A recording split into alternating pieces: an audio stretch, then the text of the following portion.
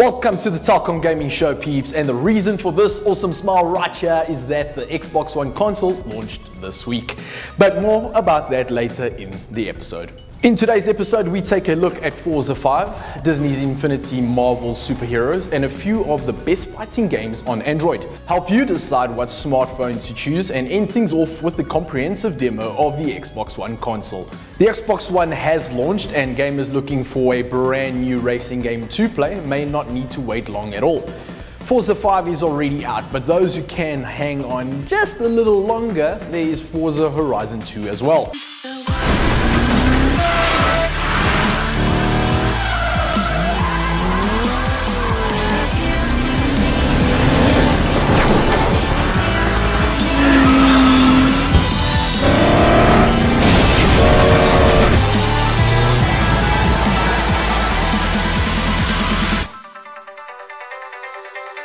Forza Horizon 2 takes place during the Horizon Festival, in the same way Forza Horizon did. This time, the event is being held in Europe with more focus on France and Italy. There is a massive drivable area, almost 3 times bigger than the original game. For those that don't know about Forza Horizon 2, it's not just your regular racing game. In many other racing games, you jump from race to race, earning money and buying new cars and upgrades. While this is still fun, Forza Horizon 2 takes exploration to a new level where players will explore the huge and wonderful world and take part in races they want in order to progress. Forza Horizon 2 has day and night races, as well as a dynamic weather system which has now been added into the game. The game will feature over 200 cars in the open world, which go from the likes of the McLaren P1 to the 2014 Lamborghini Huracan. Drivatars will still be a huge part of the game as you drive around. You will see friends, enemies, and just random people all around you to keep the world alive. The game is coming out on Xbox 360 and Xbox One on the 3rd of October.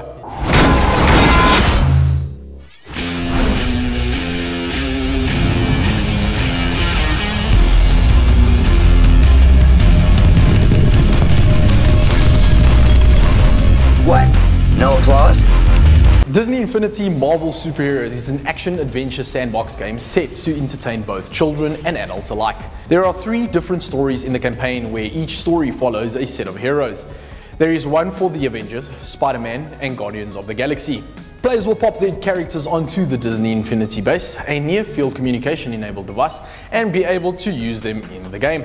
Each character is equipped with a pack or tool, and while the packs are usually worn items, the tools are items like rifles that can be equipped in characters' hands. In addition to that, the sizes of the world have been increased due to certain characters being able to fly.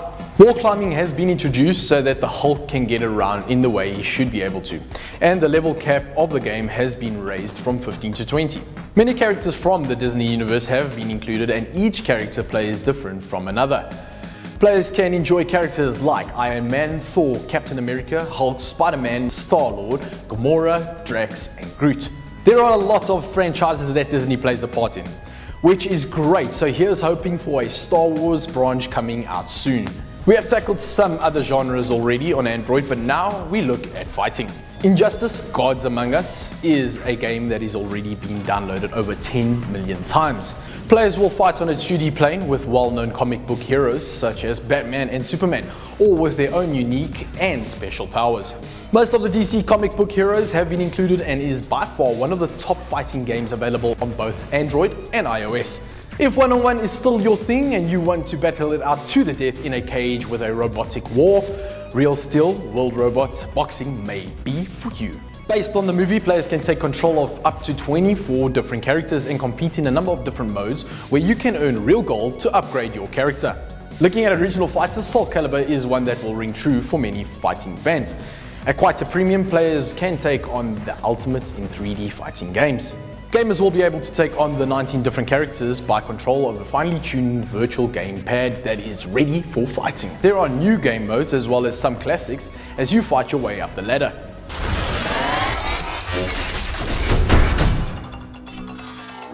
In today's DGL segment, we're taking an in-depth look at Dota, and who better to get all the info from than Knoxville.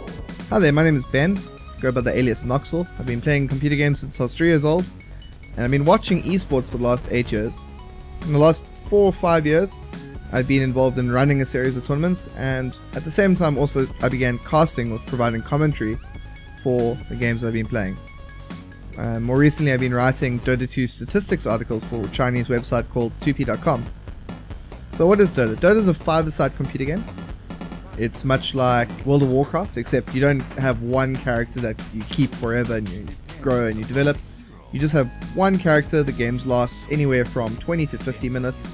And at the end of the match, your character goes into the abyss. You don't ever see it or deal with it again.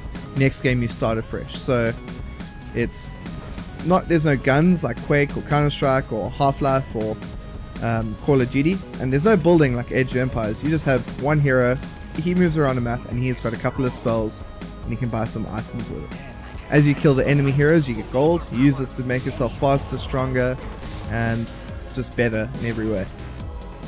The game is very, very competitive, and it's just one of the greatest esports at the moment.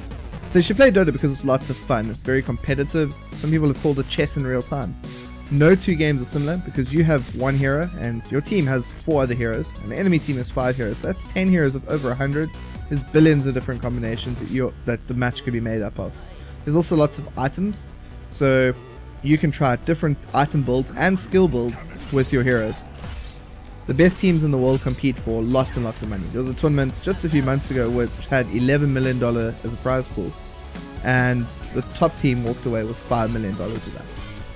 So if you think you can be one of the best in the world, you can earn yourself a professional living through this game. The game's also always changing. There's patches that come out every few months or so which make some heroes stronger, some heroes weaker, and this changes which are the most commonly picked heroes, which are the best heroes to pick, which are the worst heroes to pick. You can also watch all your friends play in the game, and this is one of the most interactive ways to play. Interact with your friends, not only playing with them, but also watching how they play against other people as a complete third party. What's also great about the game is it's free, there's no costs. The only thing that you can pay for in the game is cosmetics, which make your characters look cooler. Now this is a bit addictive because you always want to make your hero look the best, but there's no pay to win. There's no way in which you can just buy good cards like you can in Hearthstone, or better spells or runes that you can in League of Legends. It's entirely free to play, all up front. There's no hidden characters, nothing like that. So Dota 2 is free to play, as I said before. You can go to www.dota2.com, and right on the side there's a big thing that says Get Dota, and that's obviously what you're going to click. It works through the Steam platform, so you get automatic updates directly to your computer in the early hours in the morning when they come out. Everything gets updated for you. All your games are saved on the Steam cloud. You don't have any local save games, anything like that. All the replays are available on the internet. And in the same way you can watch your friends play, you can also watch professional players play. It's said that when a new update comes out for Dota 2, it uses somewhere between 2 and 3% of the world's bandwidth. And that's a huge amount of players that play the game. The DGL offers free leagues across a variety of titles, and Dota 2 is one of them. You can join for free, there's no subscription, no costs, nothing like that. Just sign up with 4 of your friends or more. You can have up to 8 people in your team, and you play a bunch of matches. Normally it's 1 or 2 matches a week against other teams. You start out in the open division, you work your way up to first division, and then if you're really good you can make your way into the Premier division, where the top teams battle it out. And you're always matched up against a bunch of teams that are like of a similar skill level, so you always can monitor and track your improvements. Throughout the year there's 2 legs which happen in the summer leg and the winter leg. In the summer leg it's normally near the beginning of the year, and the winter leg is a little bit later on, closer to this kind of time of the year. At the end of the winter leg, the top teams get invited to the Do Gaming Championships, which is a annual event held where lots and lots of teams congregate across all the titles to see who's the best in the country. Last year, DGL gave away over R1 million worth of cash and hardware to the top teams. So if you think you can be one of them, you definitely should get involved in this. The burning question today is, which top-end smartphone should I buy? And the simple answer is, there's no simple answer. I'm not sure exactly which is the best phone for you, but here are a couple of hints and tips about what you should look for in a top-end phone.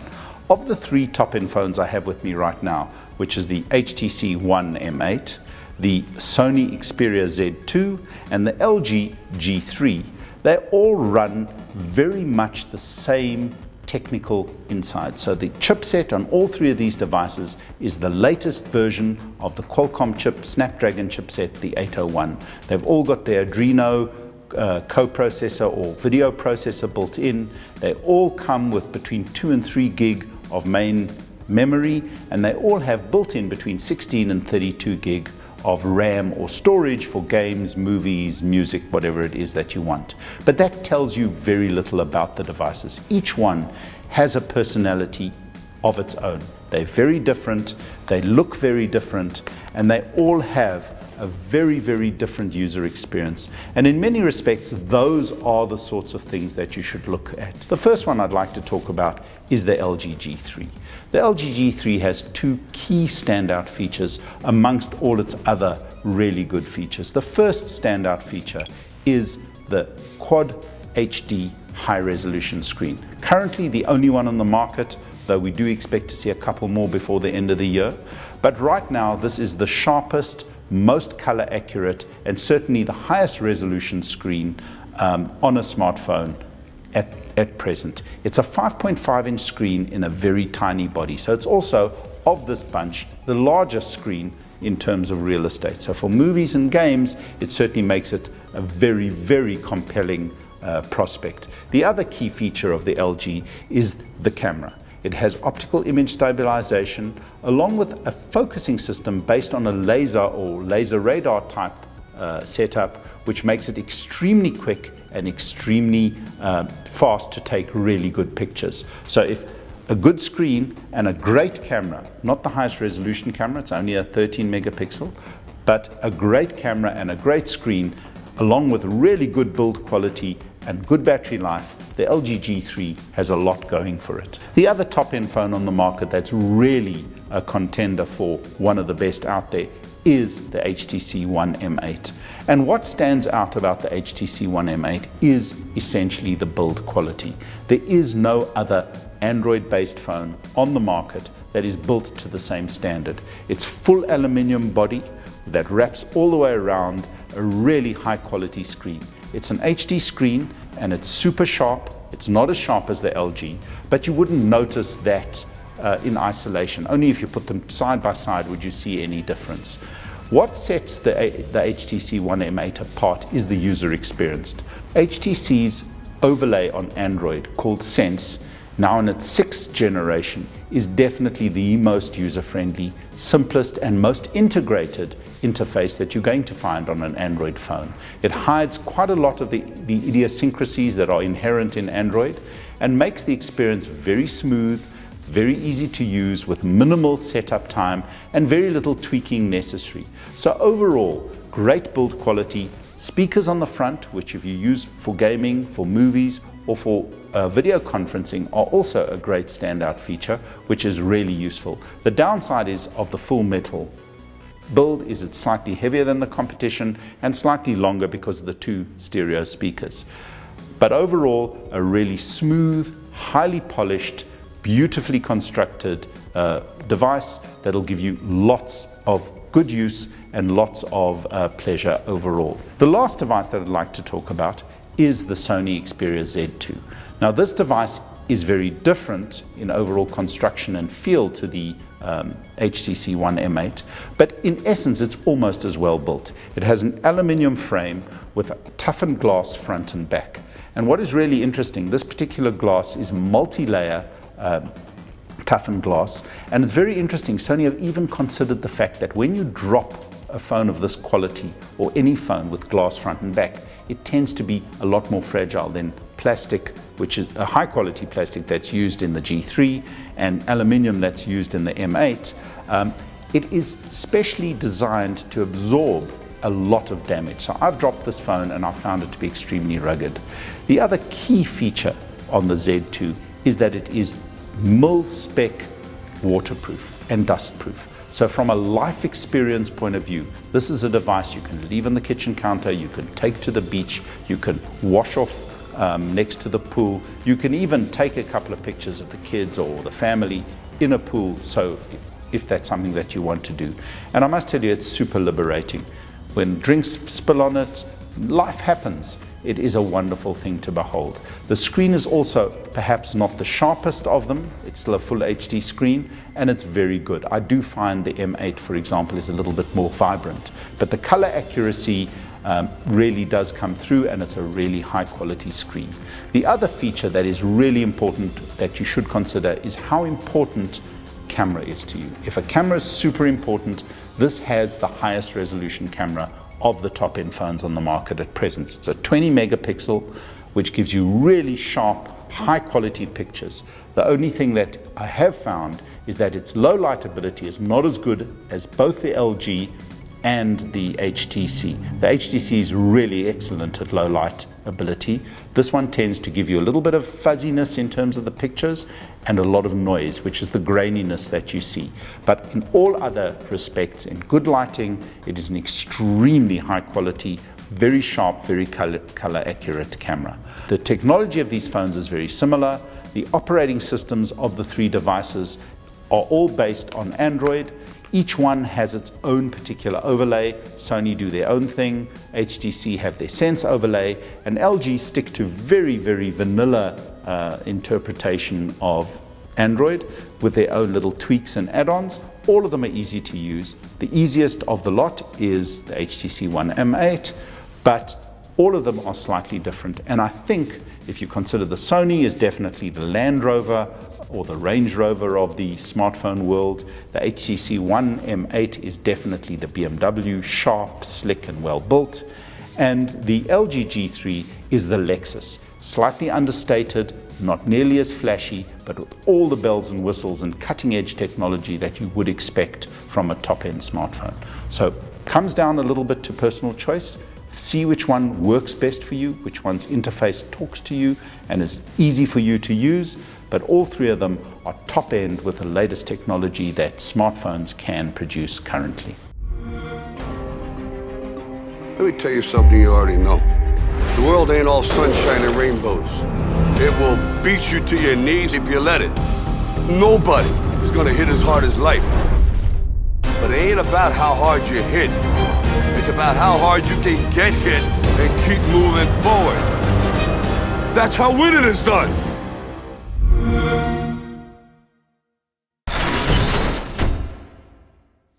Xbox One is officially launched, and if you're one of the lucky ones to get your hands on this console, mazel tov, hats off, and big celebrations to you. For those unfortunate peeps that did not manage to do so, we've asked Mark Whitten and Yusuf Mehdi to take us through some of the amazing features like the biometric sign-in, live TV, Skype, game DVR, One Guide, and more, just to get you ready for the big day. Hi, I'm Yusuf Mehdi. I'm here with Mark Whitten. Hey everyone. We're from the Xbox team, and we're going to walk you through the Xbox One user experience on a real live Xbox One machine. And what we want to focus on is how games and entertainment come together to create some real magical experiences for you. Let's go ahead and just jump right in. So what you see here is the Xbox One home screen. It's not yet signed in, and what we're going to do is kind of walk you through it. In the center here are the last couple things I was doing, playing a game, watching a movie. To the left is where I can actually customize it, so I can put the things I most care about and want to get to right there, whether that be games, movies, TV, music. And if I go to the right, I can see access to a library of great entertainment. Let me show you the first real kind of magic moment, which is how we can, for the first time ever, personalize the TV experience around you and get all the things that you care about right there. No passwords required. Simply automatically get signed in with the Power Connect. To demonstrate that, I had covered up the Connect initially, so it wouldn't see us. I'll just go ahead and pull that cover off. And now, as if we walked in the room, Mark is automatically recognized, and then I'm recognized, and we're presented with our own custom home screen. It had Mark there first, so Mark, why don't you kind of walk us around your home screen? Sure, so you can see it's now transformed around me and my content. And so the tiles are blue, that's my customized color that I've chosen. And you can see right next to the big tile in the middle, I've got my social information, my gamer pick, my friends, all of that kind of stuff. And we're going to show a little more of that later when we talk about some of the Xbox Live features. And of course, as I go over now, I have my pins. So this is all the content that I've decided I wanted to save. And on any Xbox that I log into, I'm going to get my content. It'll always be there for me. But it gets even better than that. So not only can Mark have his, but as you can see, we can both be here and we can get back and forth between us really magical. Literally by saying, show my stuff. Let me show you how that works. Xbox, show my stuff. And just like that, I now get brought to my own personal dash screen. You can see I have green as my theme because I'm on brand here for Xbox. And if I go over here to the left, what you can see are my pins. So I pinned some music, TV shows I like to follow. So why don't you share some of the other features you like here, Mark? Sure. So the first thing I want to do is really take you on a tour of how easy it is to move around in your games and throughout all of the other experiences that you can do on Xbox One. To start, I'll take back control. Xbox, show my stuff. And so I'm back with my stuff, and I'm going to go right back where I was. I was playing a little Forza earlier. Xbox, go to Forza Motorsport 5. And you can see that it's left off right where I left it, right where I'd paused the screen. So I'll just start, and I'm playing with no waiting. I didn't have to load, I didn't have to find my save game. I'm right back where I left off. Fast. But the great thing about Xbox One is I haven't left anything behind. I'm still there with all of my content, with the dashboard, with any of the other applications I want to go to. Xbox, go to Internet Explorer. Now I'm in Internet Explorer. Xbox, watch TV. I'm back in some TV I was watching. Xbox, go to Forza Motorsport 5. And I'm right back to where I was in my game, and I can keep playing. I can go in and out of stuff, I can find the content I care about and just move through it really, really quickly. To just give you one more example, I'm just going to move through a bunch of stuff in the system really quickly. Xbox, go to Hulu Plus. Xbox, go to Netflix. Xbox, go to Friends. Xbox, go home. And of course, while I'm using my voice, I could also use the gamepad. In fact, anytime you want, you can press this one button and get right back to the home, move around the system, go into the content that you want and that you care about. You know, like Forza, or, you know, like TV. So that was great, very fast. Now, one of the things people have asked us is, hey, what's the value of having entertainment and gaming brought together? Why does that get better if really what I mostly like to do is gaming? I'm going to share a couple of magical examples here. Imagine, for example, here I'm watching television. I'll go ahead and turn the volume down on that a little bit. And now what I've got is a multiplayer invite just came across. So this is an invite for Mark and I to join a game. You wouldn't get that today on today's system. But here with Xbox, you never miss a moment. You're able to go right to the thing that you care the most about. Here's another notification opportunity. With Skype, now because of the Connect and because we are automatically signed in, we know if you're in the living room. And so if someone's trying to reach you via Skype, we can send that invite right to the television, right to where we are. And so in a second here, we're going to have someone from our team send us a Skype invite. There it is. Xbox answer. And just like that, even while I'm watching TV, I can automatically get brought to a Skype call. Now, what we've got here is we're going to actually show you Skype with two Xbox Ones. So we're using Connect with that beautiful 1080p camera that can show you a widescreen view. So it's not just a little face shot you get sometimes with your phone and your laptop, which are also great and also work with the Xbox. This is a good example of going Xbox to Xbox. All right, so we've made our connection here coming in. There's Harry. Hey, Harry, how are you? Hey guys, how's it going? Good. Thanks for joining us for the demo. Show us the power of the widescreen Connect here. Yeah, absolutely. Let me just give you a quick tour of my living room here. You know, here's the left wall, pretty interesting. What's nice about this is as I walk, the Connect sensor follows me, and it's actually not using motors to move the camera, it's using just software and focusing, being smart about where I am in the room. We'll also use that smarts if there are more than one person in the room to make sure everybody's picked up on the picture. Yeah, I want to have you say hi to somebody for me. She's always hoping someone will Skype in so she can bark at them or at least just visit with them. So that's fantastic. Shameless, but I love bringing the dog into the demo, Harry. What can I say? It looks really good. And I think one of the powers there is that Connect can actually read the skeletal frame. That's how it's doing some of that magic. Harry, thanks very much. Maybe show us one last feature from Skype here. Yeah, absolutely. Xbox, hang up. All right, so there's a little bit of look of how Skype just looks fantastic in the living room. It's going to be great for the family. Anyways, now, one of the other great features that we've got, of course, with Xbox is Xbox Live. And no better guy to walk us through it. Mark, why don't you show some of the new things in Live here in Xbox One? Absolutely, and you know, to do that, I'm going to get right back where we were in Forza. And you'll remember, even through all that, we're right back. I can come back into the game. And so one of the things I want to show here is one of my favorite features, which is our game DVR. So I'll go around here real quick, and we'll do something fun. Just play a little bit, and at any point in time, Xbox, record that. Just like that, I've told Xbox I want to keep that last few seconds and really create something magic with it. You see it's already ready as one of my game clips. And I could keep playing, but what I'm going to do is I'm going to take action on that real quick to show you some of our editing capabilities. So I've gone in here to my notifications, and we'll edit the clip that we just created. So as we move in here into our upload studio, which gives you these capabilities, you can see it's got the clip that I had captured, and we'll start editing. And one of the fun things I think we'll do is maybe add a little bit of picture-in-picture using Connect again to really capture some of what we were thinking as we went through that great clip. So it's got my clip from the game there, and I'll just move up here and do record with Connect. Connect gets started here. Hey, cameraman, wave hi there. Yeah. And we'll start recording. At that time, what you'll see, the game clip will start, and we're in the middle of narration mode. So we can narrate, like as I went, like. Mark, that was a tremendous turn. How did you pull that off? Well, it's the right trigger, actually. It's gas, and then there's like turning. And so I did a lot of that as I did it. All right, so we've created our clip. I'll stop recording. Just have a little bit of fun. Maybe we'll add some a skin to it. I like the Slam skin, so I'm going to pick Slam. And we will finish it and upload it onto the service. So I could enter a name, I could tag it, I could do all that kind of fun stuff. But I'm going to skip that and start the upload. And just like that, we start rendering our video and getting going. And in just a couple of seconds here, we'll see how we did. Here we go. And we're right in the middle of our clip.